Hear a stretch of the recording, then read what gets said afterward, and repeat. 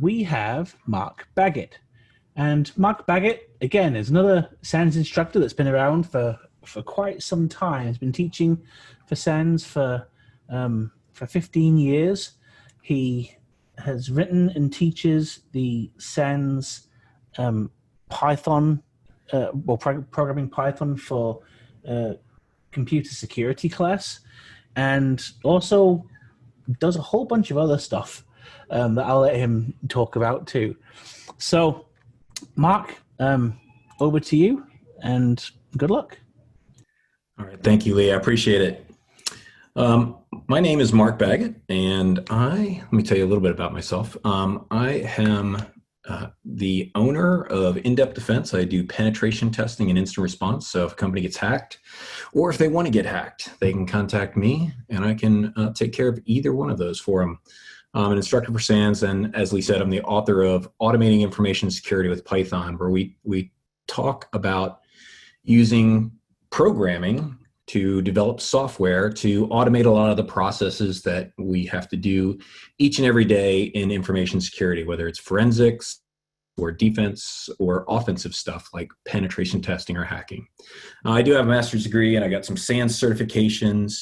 This bottom one, you've talked about Metasploit a little bit. I think Jeff McJunkin covered Metasploit. This is something I'm proud of. Got on my intro here. My name appears in the Metasploit framework, looking at this 7 times, from different hacking techniques or things like that I had researched or talked about at conferences, and then they got turned into tools that, well, penetration testers and offensive personnel use to either attack a network or to defend against network. So I'm going to talk a little bit about programming, and I'll just give you an introduction into how that goes. I think I had one more slide in here that I might have skipped past. Nope, I guess, oh, here it is. My career in 2 minutes, just to give you a little bit of background as to, I see the question in the chat, again, how do I get started in information security? And well, really, how do you do this? How do you get into this? Well, I think it starts with a passion or an interest, right? You really have to, it has to be something that you want to do. Just like many of the top athletes that are out there, they don't really, just decide that they're going to, I'm going to win Olympic gold medals in swimming next year. And so they start this year. Now, it's really something that they've just been interested in and doing over a long period of time. It doesn't mean that you had to have always been interested in it, or if this is your first time that you're looking into information security, that, well, it's too late for you. It's just saying that it has to be something you enjoy, because hacking, information security, is a field that's very dynamic. It changes constantly. And so it's going to take a lot of time and dedication to, well, spend time to learn about all the new techniques and things like that. So I first became interested in it in high school, or maybe even middle school, when I was playing video games, and I wanted to know, how do the video games work? How is it that I move this joystick and that person moves on the screen? How is it that it knows that I've died, or that I accumulated points?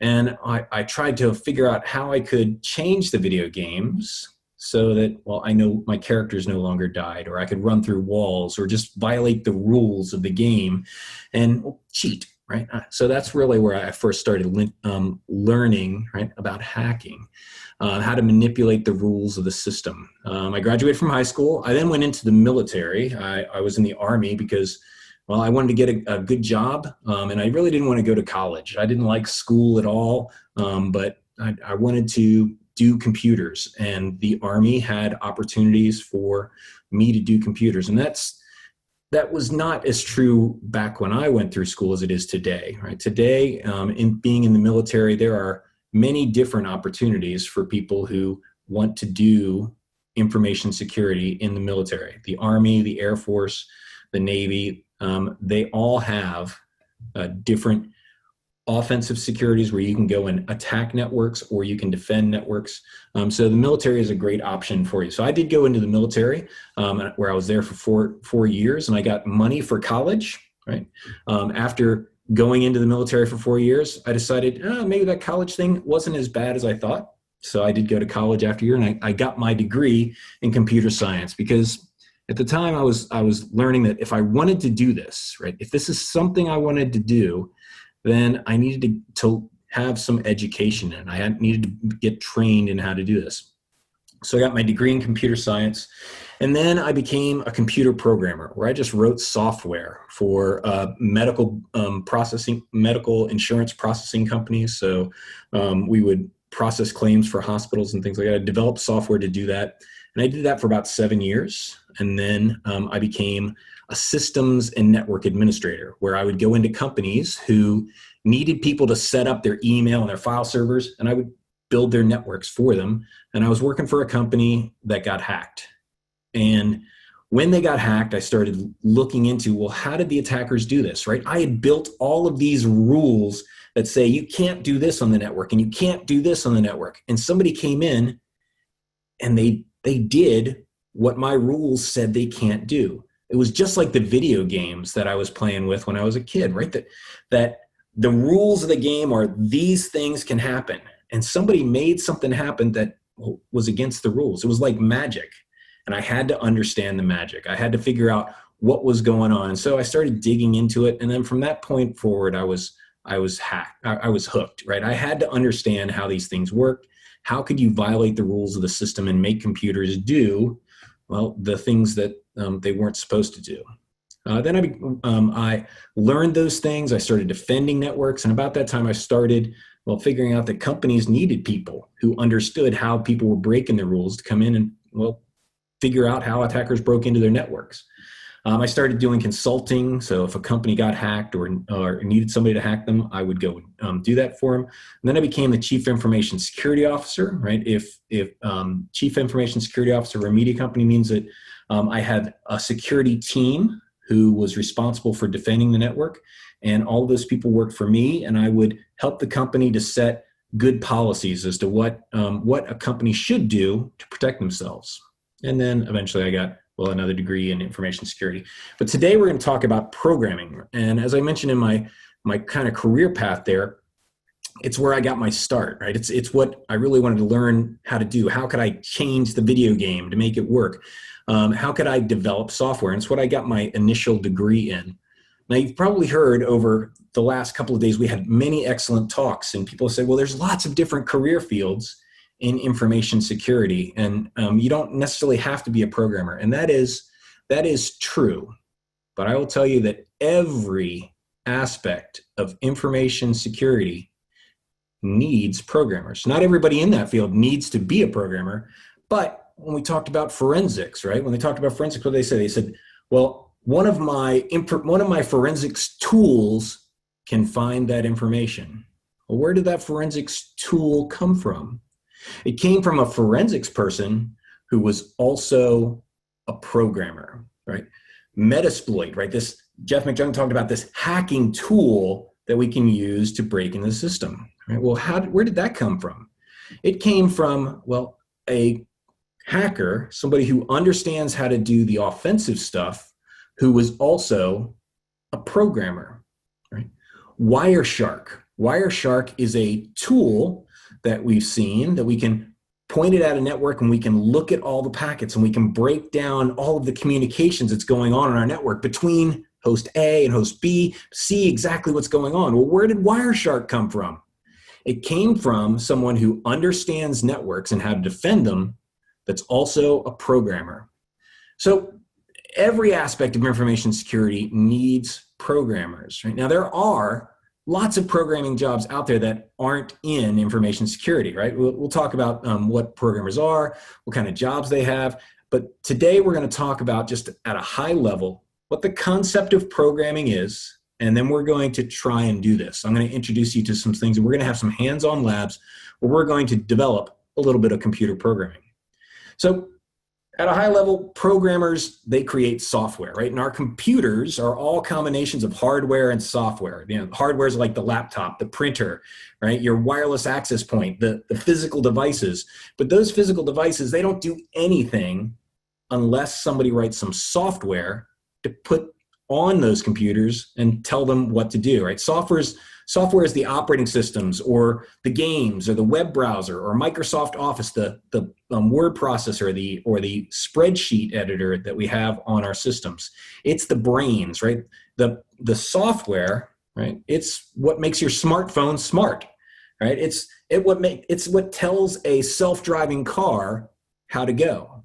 And well, somebody's got to write that software. Somebody's got to build the brains that makes those things go. And there's lots of opportunities to do this in computer science. You can go write operating systems and work for Apple or Microsoft or Facebook or TikTok or any of those other places, right?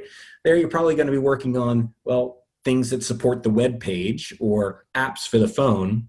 But it's the same thing in information security, right? In information security, whether you want to do forensics or you want to be offensive, like a hacker or a defense, penetration tester, incident responder, all of those different career fields, they need tools. They need software that knows how to do it.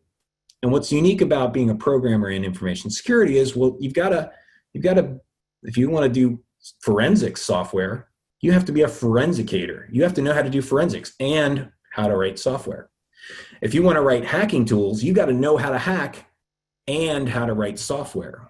And so if you have those two very valuable skill sets, right? Finding somebody who can do forensics is hard enough. Finding somebody who can do offensive security or defending a network, just finding somebody who has information security skills is the hard thing to do that we're facing. Well, as a country, as a world right now, we're looking for people who can do these things. But if you have both those skill sets, if you can both be a forensics person and write software, right, then you've got a real skill set that can demand just about any salary that you want when it comes into doing these things, right? As a matter of fact, if you want to be a hacker, you're like, I want to be a hacker, right? And you don't know how to program, the hacking community, they've got a rather derogatory name that they have for people who know how to run the tools, but don't necessarily know what the tools do or don't know how to write their own tools. It's called being a script kiddie, right? Script kiddie is that. So really, programming, I think, is an essential skill, right? That even if you're not going to be a computer science graduate, you want to know how to write code. You want to know how to develop programs. So what is programming? Well, programming is just like writing a book, right? It's if we want to build an analogy, being a programmer to a program is similar to being an author to a book, right? What does an author do? Well, an author takes books, right? It takes words, takes these different words, and they combine them into sentences. And then they take these sentences and they combine those into an idea or a story that conveys a message.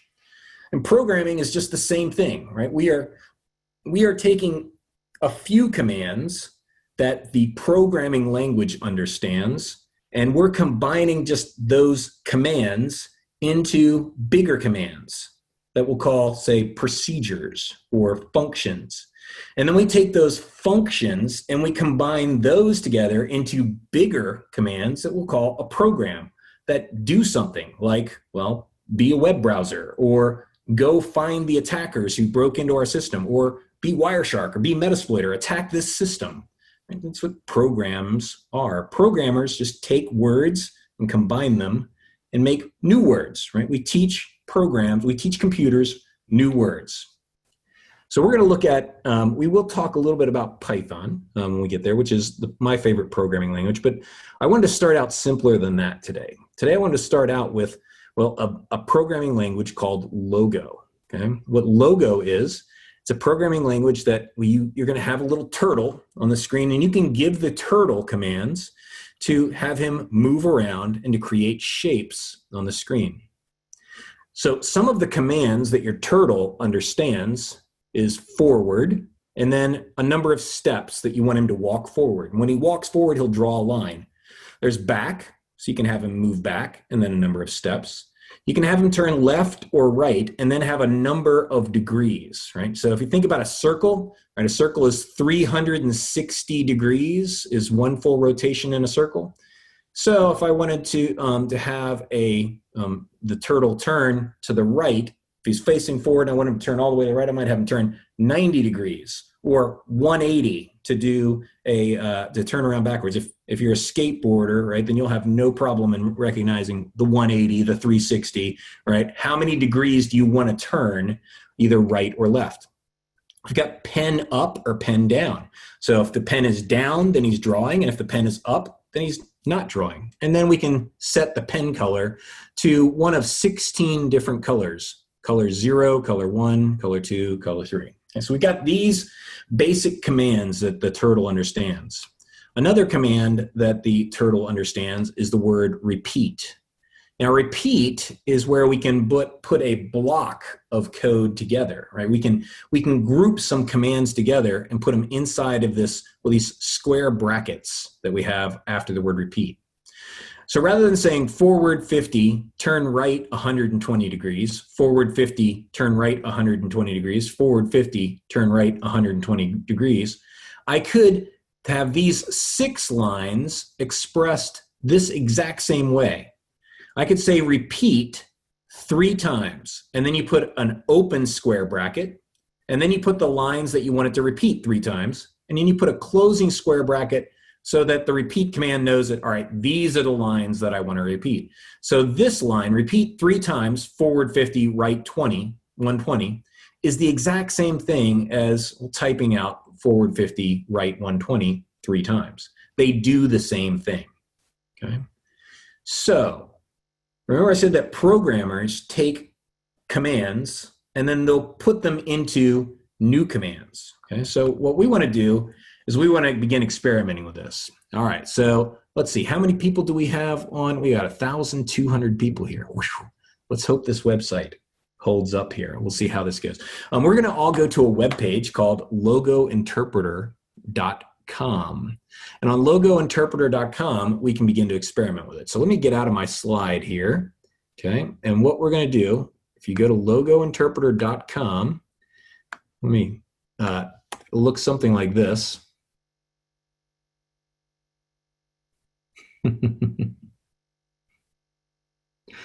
Might look exactly like that. It's taken a minute to come up. We've got a lot of people going there. We've done a denial of service on Logo Interpreter. And then we can go to the Editor tab here, right down here where it says Editor. If I click Editor, it'll take a moment to come up because, well, 1,000 of us are doing it right now, okay?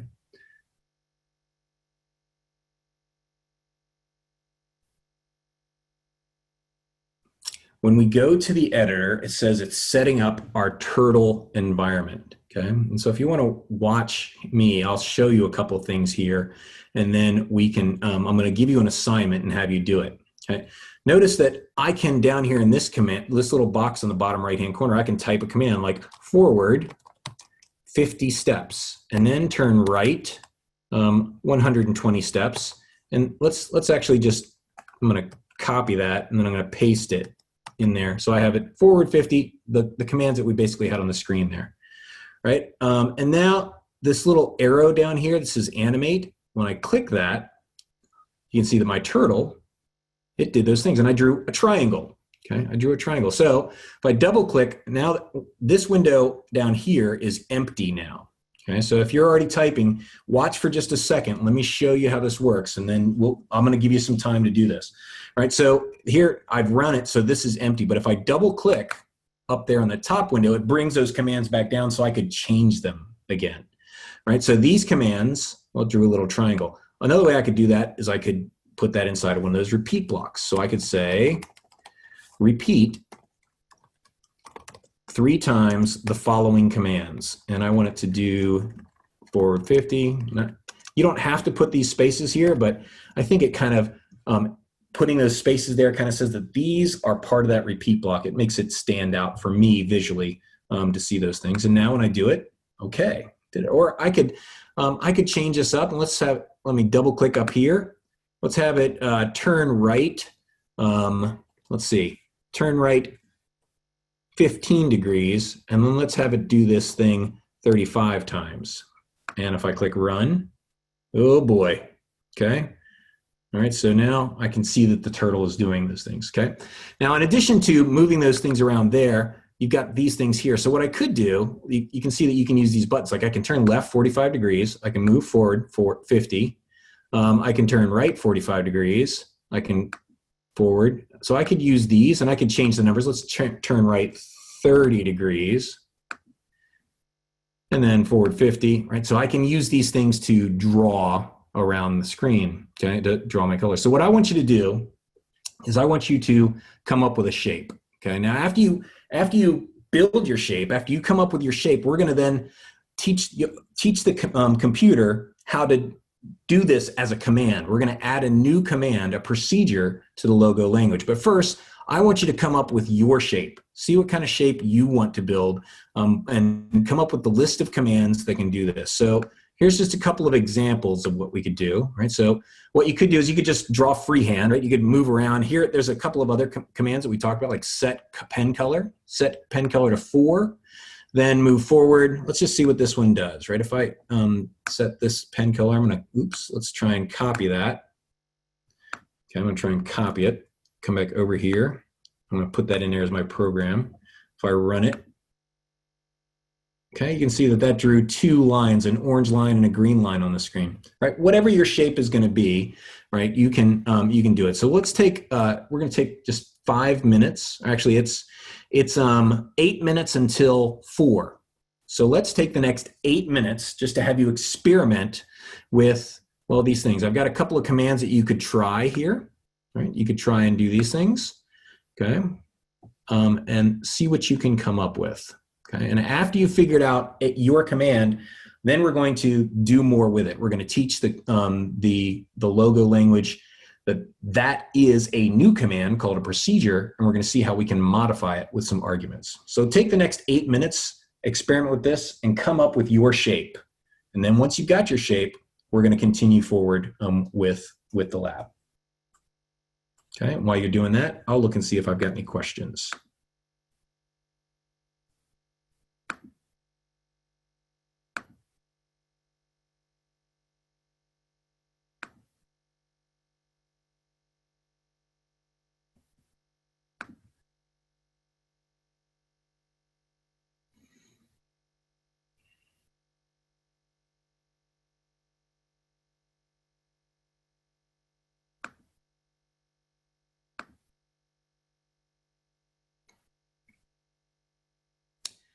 Website said it doesn't have an IP address for the turtle activity. It might be slow when you go to it at first, right? So you might have to try again. How well do I need to know Python to be a good hacker? The answer varies, right? There are many good hackers out there that don't know Python, right? You could know Python, you could know C, you could know PowerShell. There's lots of different languages out there to know. And I would say you really got to know a language to be a really good hacker. You got to know how to do some programming in order to be a good hacker. It doesn't have to be Python, but I think Python is the easiest language to learn. How do I write a function with the logo syntax? Well, we're going to talk about procedures next, but just to answer just to give you a preview for those of you who are really anxious or know a little bit about programming and want to get as much out of this as you can, let me just show you this. Let me go back to sharing my screen here. On the website that we're on, if you scroll to the bottom, right, you'll see that there's a list of all of the commands. Here's forward, left, back, right? You've got other commands like show turtle, hide turtle, wrap, right? You can clear your canvas. You can set pen colors. Right? You can create specific types of shapes. There's the paths command. There's commands for making curves. There's commands for setting different types of variables. And then there's what's called procedures. Okay, and this is where what we're gonna talk about next is procedures. So for those of you who already know some coding, right, there's a full reference to the language there at the bottom that you can take a look at. Okay, how do I start drawing again? It's the arrow, the blue arrow in the bottom right-hand corner, or you can hold down your control key and hit enter. How do you run the logo program? Control Enter or click that arrow. The arrow that I'm talking about there is this one here, this blue arrow that says Animate. That's what's going to run your program for you.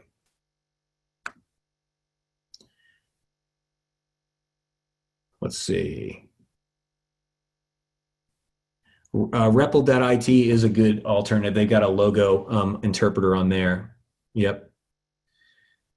Could you put a link in the chat? It won't let me copy it from the Q&A.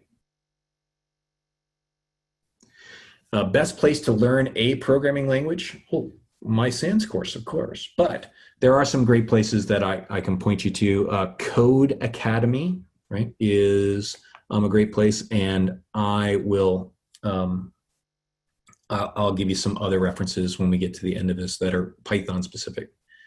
This looks similar to Batch. Yeah, it is in a way. Could you put your slides back up? Oh yes, I will put my slides back up. Okay, I hope you don't see my Q&A, the Q&A in over at the top of that I'm the only one who can see that. Is Java or C++ easier? They're about the same.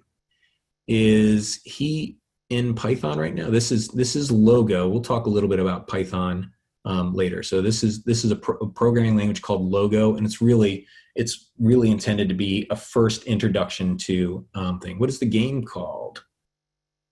Not sure. Is Fortran still effective?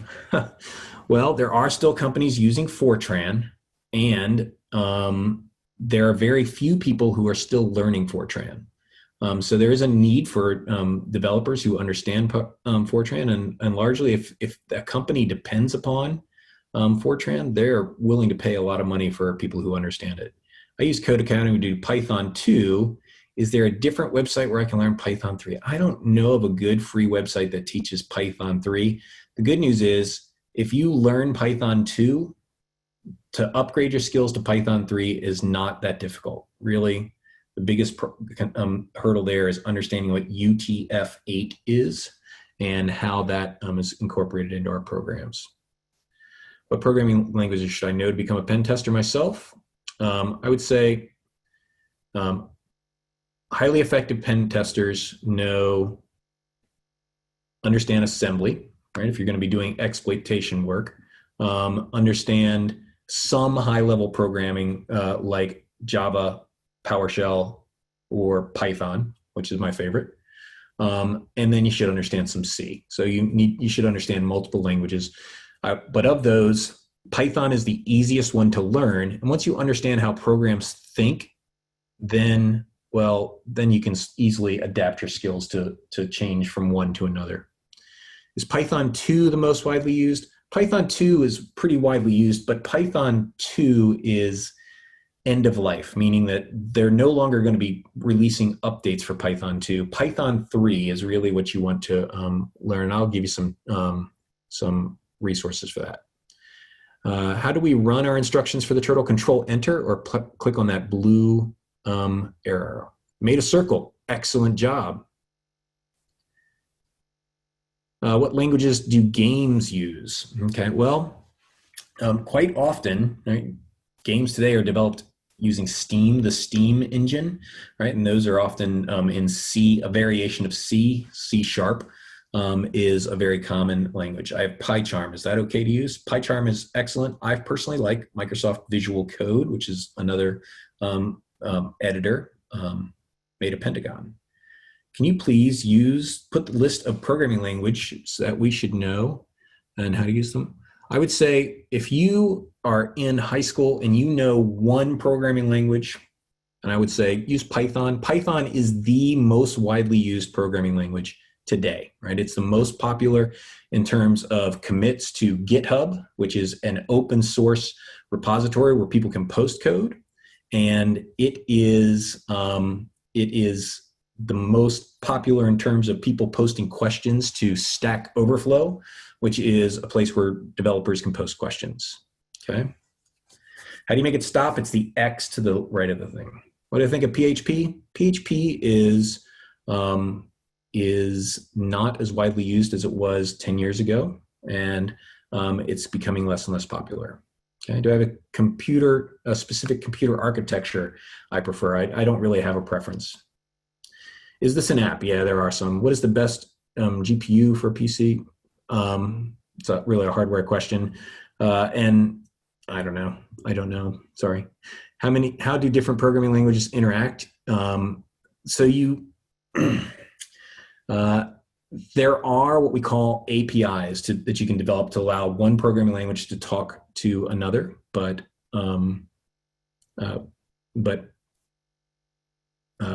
and you can also compile things into object code that is on the operating system, but that's really an advanced subject. Yeah, okay. Is T-Shark and Wireshark useful in a computer science job? I would say yes.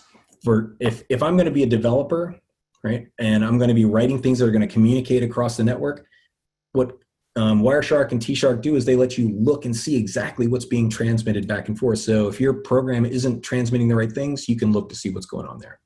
All right, so that's 4 o'clock. I'm assuming that some of you have got some shapes. Somebody drew a molecule, some trapezoids, some octagons, some, let's see, trapezoids and rhombuses. Excellent. Excellent. Lots of shapes out there.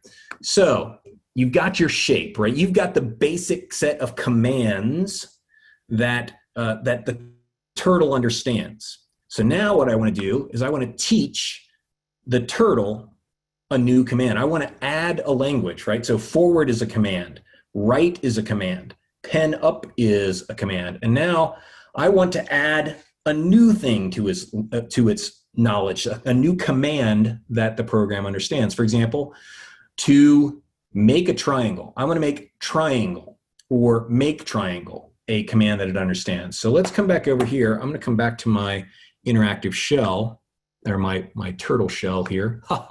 Turtle shell. Did he say turtle shell? Yeah, okay. And so let's see, I had this, right? Repeat 3 times, forward 50, and then right 120 degrees. And then I can run that, and it makes a triangle, okay?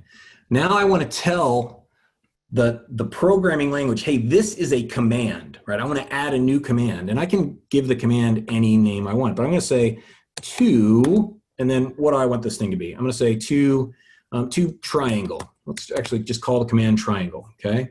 Now, when you make a command, right, you use this to, and then this thing after it is whatever word you want to call, whatever you're going to call your new command.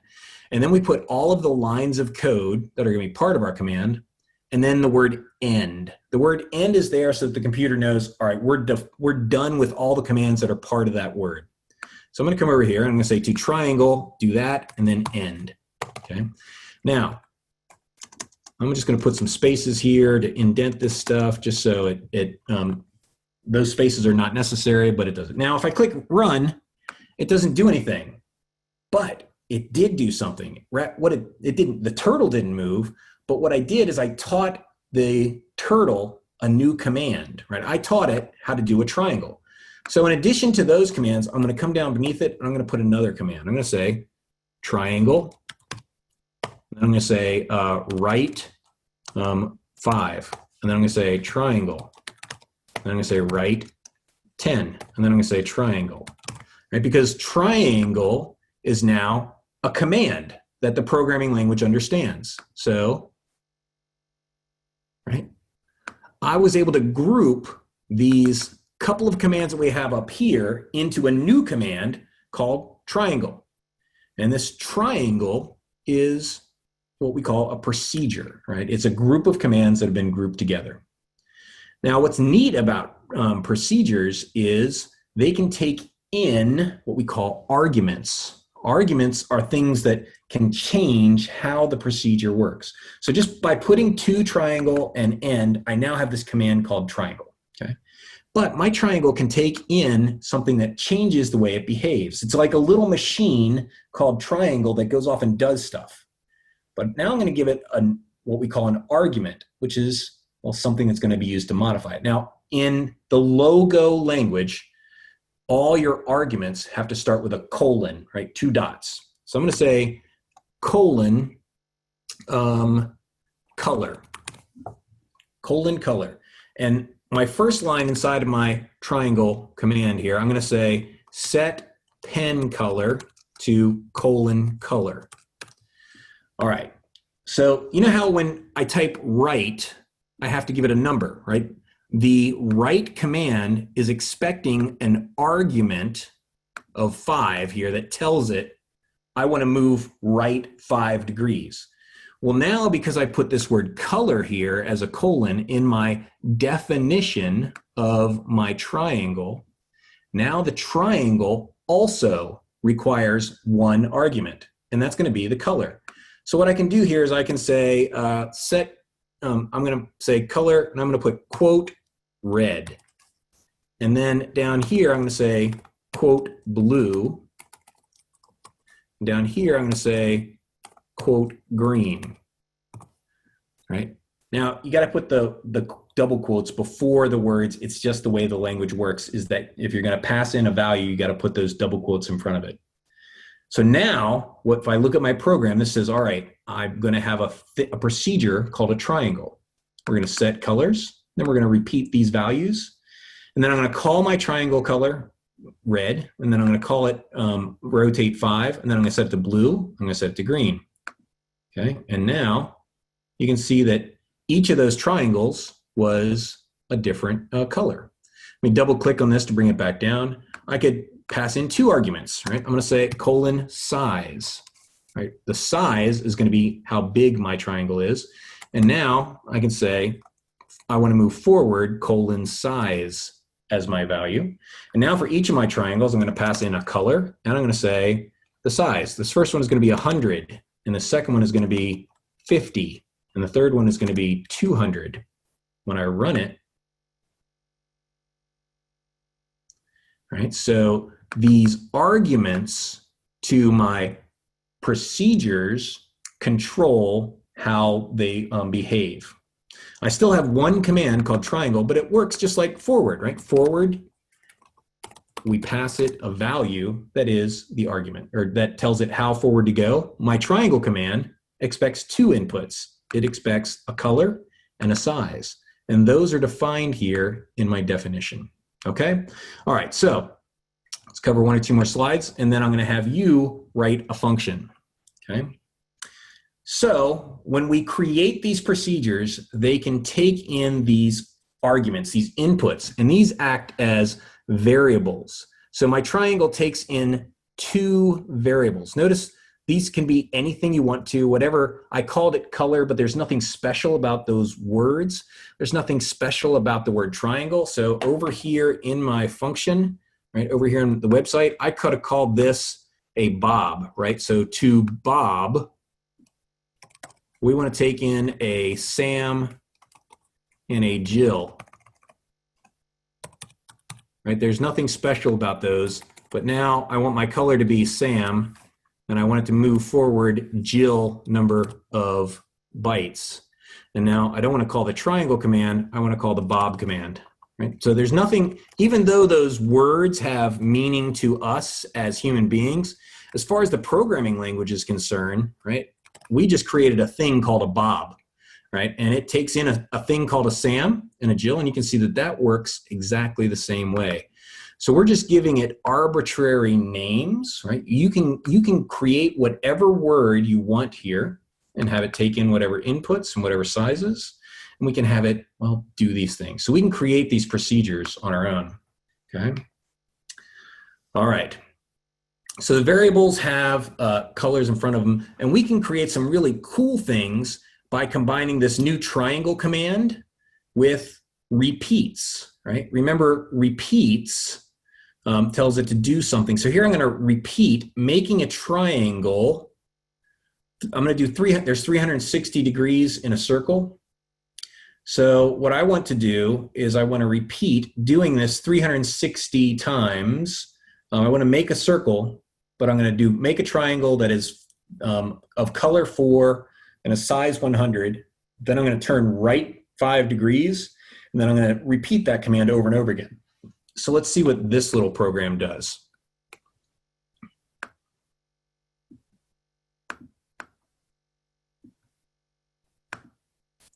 Okay, I'm going to copy that.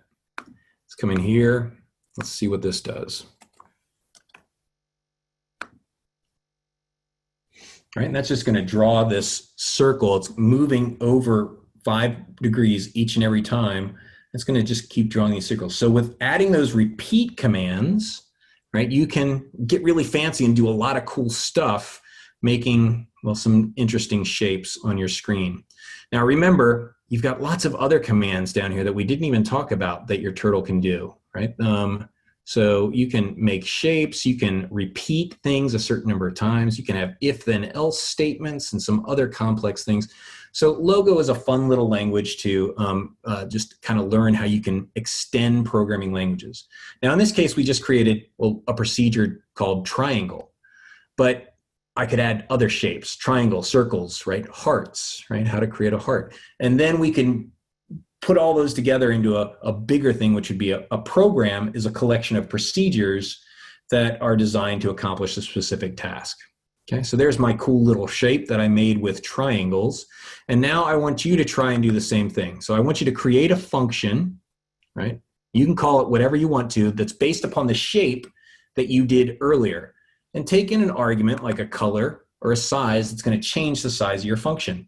And then I want you to repeat, put it in a repeat loop, just like we see here, where you're going to call your function over and over again to make a cool little shape. Okay. And then if you'd like to, you can post your code into the Q&A so other people can see your question or see your shape.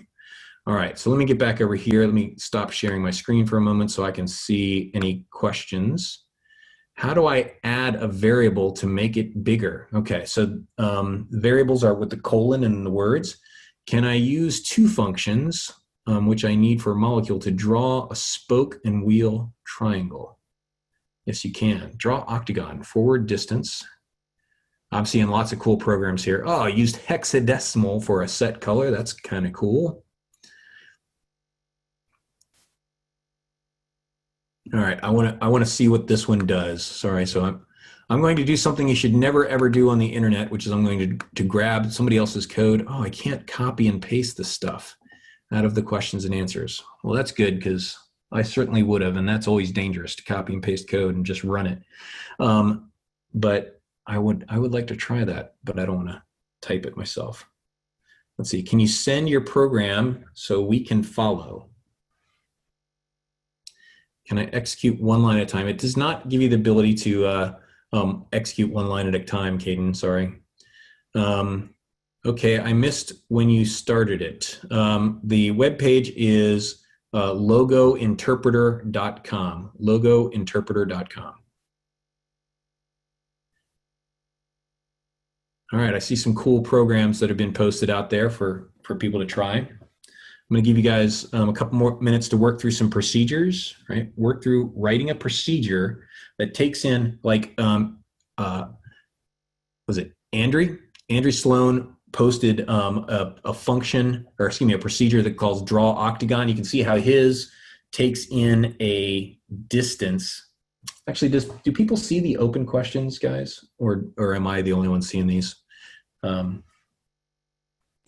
I think everyone sees them. Okay, excellent.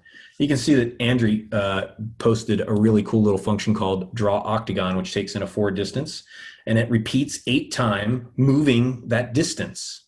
Okay.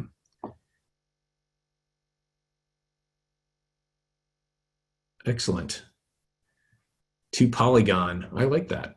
Pen, PU is a shortcut for pen up, pen down, forward. Excellent. To square.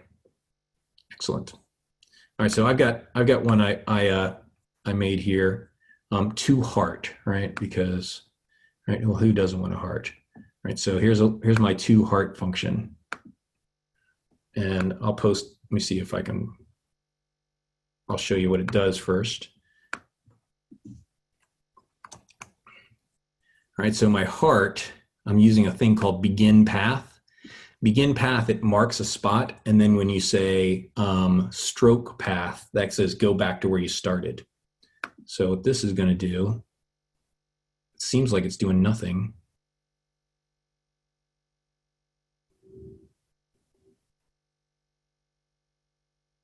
Okay, it's drawing little hearts on the screen.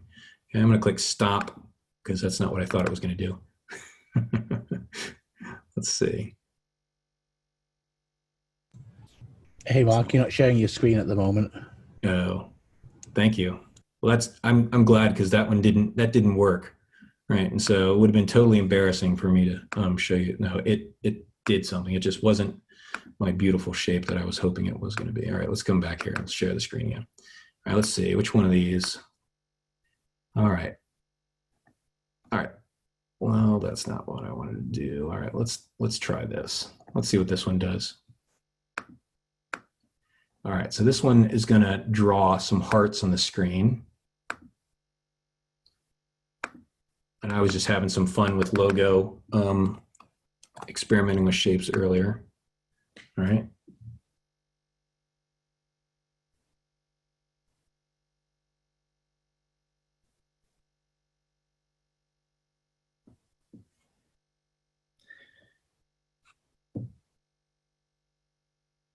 Okay.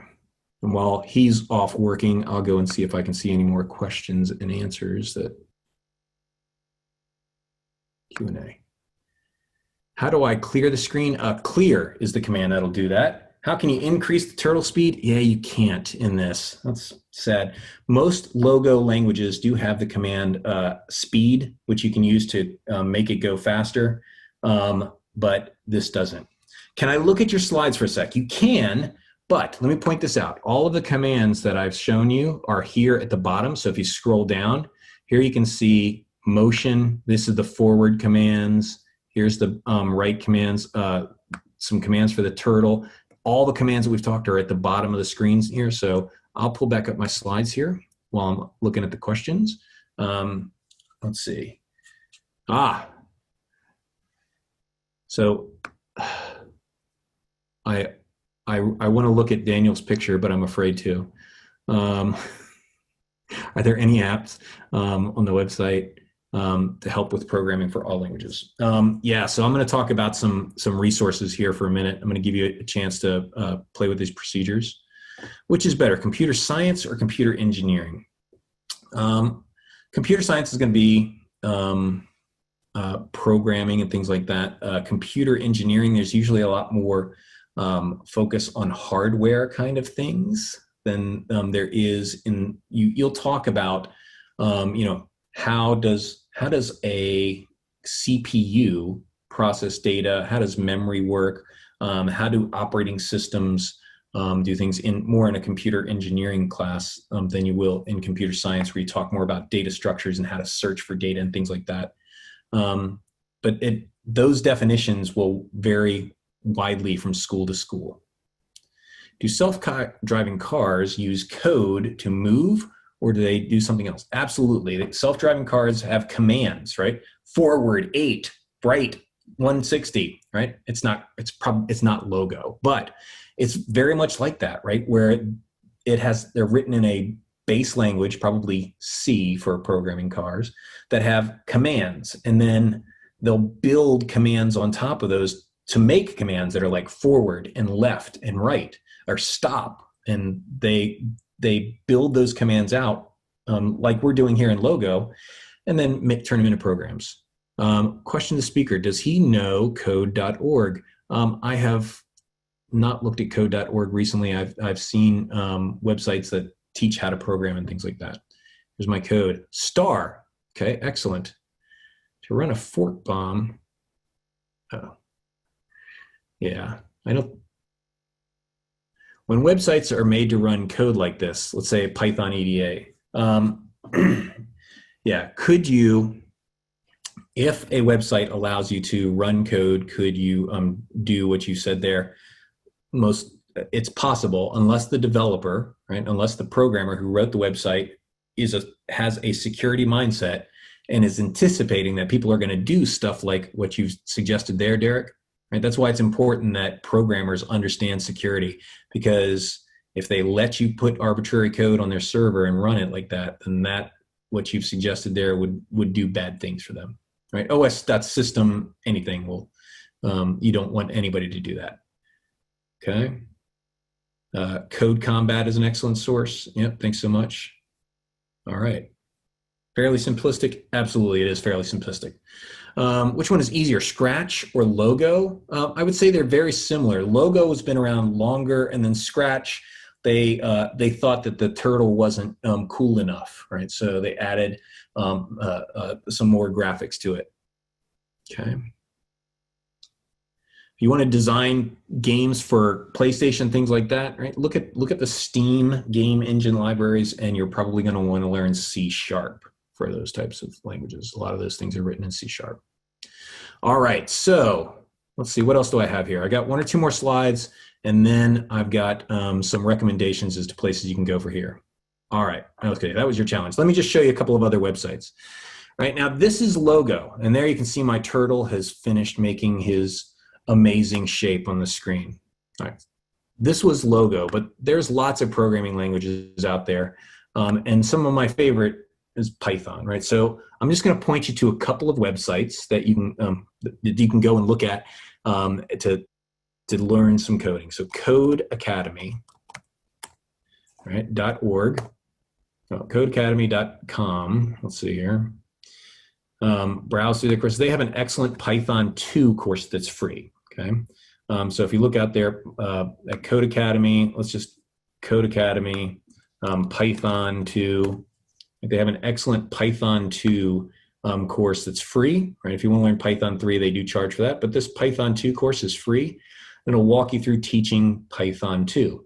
Now, Python 2 is installed by default on almost every Linux system that you're going to come across, and Macintoshes as well. And so Python is out there. Now, if you're looking for some challenges, once you've learned a little bit of that, right, some places that I recommend, if you go to Google, I don't remember the name of it, I think it's Coding Bat. Coding Bat can teach you some Java. It can also teach you some Python. So out here on codingbat.com, right, we can come out to some Python challenges.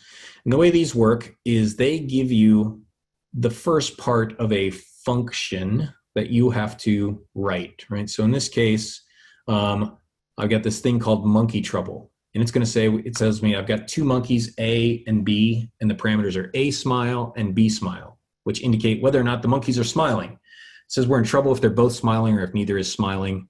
And then it says return true if we're in trouble. So you've got to write code to do this. So once you've gone through Code Academy and you're like, oh, okay, I need some challenges. I need to do something now. Here's a set of challenges where it'll tell you to do something, and then you can click the solutions and you can see how other people have written the functions, right, to do these things. I'm just going to steal this solution, come over here and put it in here so we can see what it does, how to do it. Okay. So you write a function that does what they're asking you to, right? And this, by the way, in Python is making a new command called make trouble or monkey trouble. And then the program, the website's going to automatically call and execute my command called monkey trouble, which has to do this thing up here. So I click go, and it runs it through a bunch of tests to see if I wrote my program correctly, and then I can move through there. So that's one that you could go. Another one you could do is something called check.io. Check.io, check.io.org. And the way check.io works is, okay, once you get logged in there, you're dropped into this world with all of these little floating islands here, right? And so we can come over to this floating island here, and there's a series of challenges. Like this one says, multiply intro. So if I click on that, and then I can come down here and I can click solve it. Okay, when I go to solve it, it brings up this little thing and it wants me to, well, write something that takes two numbers in and multiplies them. And here I've done that. So once I write this function, I then click check, and it'll run it through a series of tests, just like CodingBat does, and it tells me that I've solved it. And then once I've solved these things, right, I can get out of here, go back to the map. As you solve these things, it unlocks more of the world, and you can begin to explore this world. But you have to solve a certain number of challenges before it'll unlock the other islands and then let you move over there to inspect those islands. Okay. All right. So those are two places that I would recommend that you go. First, learn to code on Code Academy. Go through the entire free course if you want to learn some Python. Then after you've done the Python, then go to Check.io and go to CodingBat and then finish those challenges there. And then if you need something else after that, then SANS has some resources on the websites that you can look for different types of capture the flag challenges and things like that. And with that, I think I've got 4 minutes that I could answer questions. Or Lee, do you have anything that we need to get done? Is JavaScript on Code Academy too? It is. Can you go back to the monkey website? That was CodingBat something or other. I can never remember the name of it, so I just Google CodingBat, and I think it's codingbat.com. Codingbat.com. I'm not understanding how to find the flags. Is there a Python for it? Nope.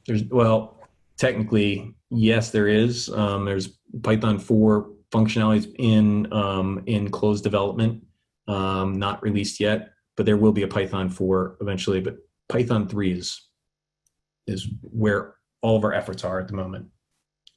How important are certificates? Do you mean like GX certificates or security certificates? Do you have to pay for Python 3 on Code Academy? Yes, you would have to pay for that. I would recommend you just learn Python 2 at first, okay? And then after you understand that, upgrading your skills to Python 3 is pretty easy. What games did I learn to hack things on? Atari or Nintendo's Commodore 64. You aren't presenting. Yep, I know, I'm just talking. Yeah, certificates in the IT field. I would say that they can make a significant difference, right? As a hiring manager, I do look for people who have done something to prove that they've got skills. Now, if certifications aren't possible for you just because, well, oftentimes they cost money. You know, what you can do is you can contribute. You can write code and contribute to open source projects. You can win CTFs and then be able to show that you've made those accomplishments. So just showing that you have a passion in this industry, that you're interested in, that you're not spending all of your time playing video games. You are actually working on things. I actually interviewed a candidate recently and said, so tell me what you do. Tell me something that you're really proud of as a recent accomplishment. And his recent accomplishment was that he had beaten Red Dawn Redemption. And I said, okay, well, I'm sure that you're very proud of that, because from what I understand, it's very hard to do, right? Beating Red Dawn Redemption.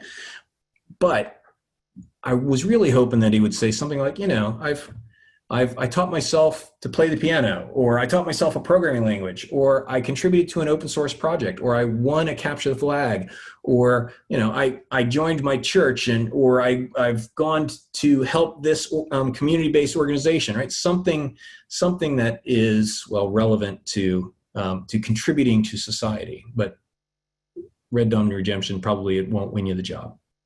Is there a cooler app than Tinker, or do you use Python to code your own games? I am not doing too much game coding now. I'm usually developing tools for forensicators and attackers and things like that. Can Turtle be run on a Raspberry Pi? Absolutely. Yep. You can import Turtle in Python, and you'll find the logo is built into Python. Any good books?